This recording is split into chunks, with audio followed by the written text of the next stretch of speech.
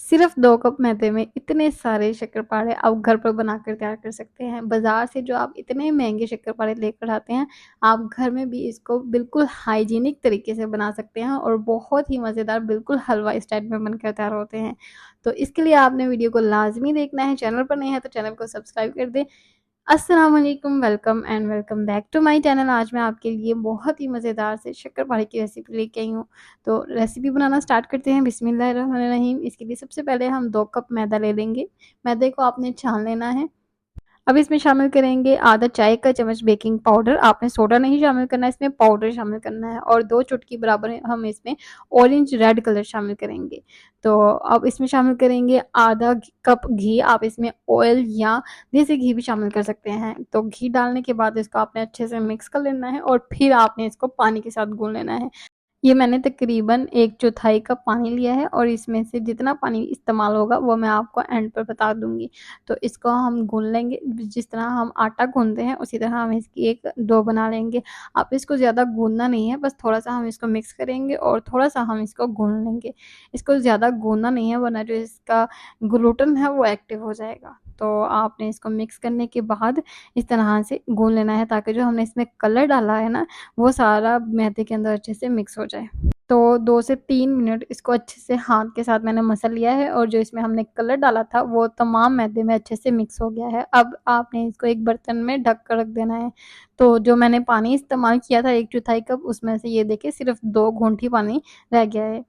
इसको ढककर तकरीबन 10 मिनट के लिए आपने रख देना है। ढकना लाज़मी है, वरना इसके ऊपर पापड़ी सी जम जाएगी जो शक्करपारा में बहुत बुरी लगेगी। अब आपने इसका एक छोटा-सा पेड़ा बना लेना है। ये देखिए इस तरह से पेड़ा ले लेना है और इसको एक आपने बॉल की शक्ल दे देनी है इस तरह से, और फिर आपने इसको शक्करपारे की शक्ल दे देनी है। शक्करपारे के लिए आपको कोई बॉल वगैरह बनाने की ज़रूरत नहीं है, बस आपने इसके छोटे-छोटे से ऐसे पीस करते जाने हैं और जो इसके इस तरह से मुँह बनेगा उसको आपने फ़ोल्ड कर देना है। तो ये देखिए कितने अच्छे से शक्करपारे बनकर तैयार हुए हैं। जो आप बाज़ार से लेके आते हैं वो भी एक परफ़ेक्ट बॉल नहीं बनी होती, वो भी कहीं से टेढ़े-मेढ़े होते हैं। तो इसीलिए आपने इस तरह से सिर्फ़ इसको प्रेस करना है साइडों से, ताकि जो इसके किनारे निकले हैं ना, वो तमाम अंदर फ़ोल्ड हो जाएँ।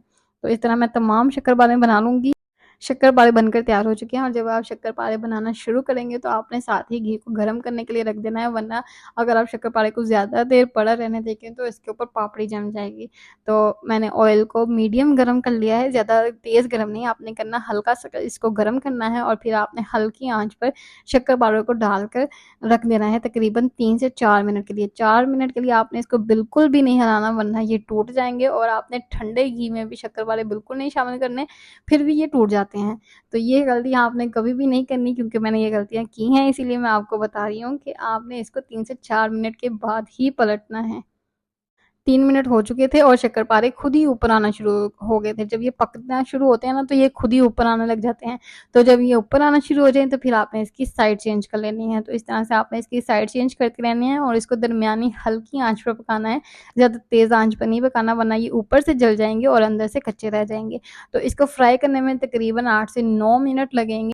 आपने इत्मीनान से इसको बनाना है, कोई ज़्यादा जल्दी नहीं करनी, वरना ये ऊपर से भी टूट जाएँगे और अंदर से कच्चे रह जाएँगे। तो इसको हल्के हाथों से आपने चेंज करते रहना है इसकी साइड, और बहुत ही मज़ेदार शक्करपारे बनेंगे। इतनी अच्छी खुशबू आ रही है इस पॉइंट पे, जिस तरह शक्करपारों की खुशबू आती है बिल्कुल उसी तरह इसमें खुशबू आएगी। तो इसी दौरान अगर अभी तक आपने मेरे चैनल को सब्सक्राइब नहीं किया तो सब्सक्राइब बटन प्रेस कर दें, और अगर प्रेस कर चुके हैं तो उसके लिए बहुत-बहुत शुक्रिया। तो शक्करपारे फ्राई हो चुके हैं, ऊपर से भी इसका डार्क सा कलर आना शुरू हो चुका है। अब मैं इसको काट कर आपको दिखाती हूँ, और ये देखिए अंदर से भी बिल्कुल शक्करपारे की ही शेप आ रही है। तो आपने इस पॉइंट पे इसको उतार लेना है। इसको फ्राई करने में मुझे तकरीबन 8 से 9 मिनट लगे हैं। मैंने दरमियानी हल्की आँच पे इसको फ्राई किया था, और अब हम इसको निकाल लेंगे और इसको एक साइड पे रख देंगे। तब तक हम इसके लिए शीरा बना लेते हैं। तो शीरा बनाने के लिए आपने सबसे पहले 1 कप चीनी ले लेनी है और इसमें हम शामिल करेंगे 1 कप पानी। अगर आप ज़्यादा मीठा पसंद करते हैं तो आप 1.5 कप चीनी ले सकते हैं, और उसी हिसाब से आपने इसमें 1.5 कप ही पानी शामिल करना है। तो चीनी डालने के बाद इसको मिक्स कर लेना है और फिर आपने इसको पकने के लिए छोड़ देना है। इसको तकरीबन 3 से 4 मिनट लगेंगे। आपने एक तार बनने तक इसको पका लेना है। इसमें कोई टाटरी वगैरह नहीं जाएगी, क्योंकि ये चीनी जो है ये शक्करपारों के ऊपर जमेगी। अगर आप इसमें टाटरी डालेंगे तो ये पतली ही रहेगी, तो इसलिए हम इसमें टाटरी नहीं डालेंगे। तो इसको पकते हुए तकरीबन 5 मिनट हो चुके हैं और ये देखें इसमें तार बनना शुरू हो गई है। अब मैंने चूल्हे को बंद कर दिया है और गरम-गरम शीरे में ही मैं शक्करपारों को शामिल कर दूँगी।